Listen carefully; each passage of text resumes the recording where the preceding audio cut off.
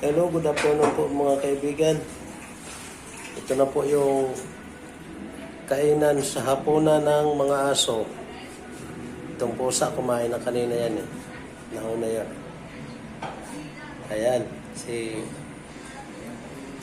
Dika. Kumakain na. Ayan, si Bunso. Kumakain na rin, nakatayo. Ayan, si Dika. Ay, tama si Dika. Ano pa Kikay? Kain na. Huwag ka na masyado mag-inarte ha. O, kain na. Yan si Kikay nag-inarte. Ayaw kumain kasi isda yung ulam. Pero si Dika kumakain at saka si Bunso. Yung ampung puti, pangalawang kain na po niya yan. Yung iba kumain na kanina. Ito na yung dalagang may anak. Papahinga na. Si Bus Tiger, naglalakad na yun. Malaki na yun diyan. Nakakain na siya. May ubo pa. Bunso, kain na. Kainin mo na yan.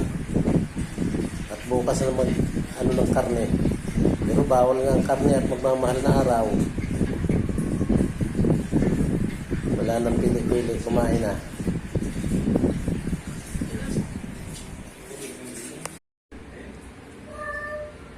Mga kaibigan, si Kikay, nag-inarte pa o.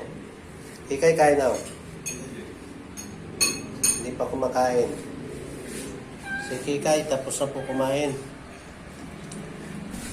Si Bunso, kumakain pa. Sige na Bunso, kain lang. Umusin mo yan.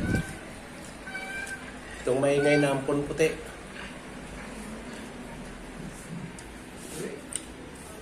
Ayan po mga kaibigan, kumakain-kain na rin si Kikay. Wala naman ito sakit, nag-iinarte lang. Namimili ng ulam. Gusto laging karne ng manok at baboy.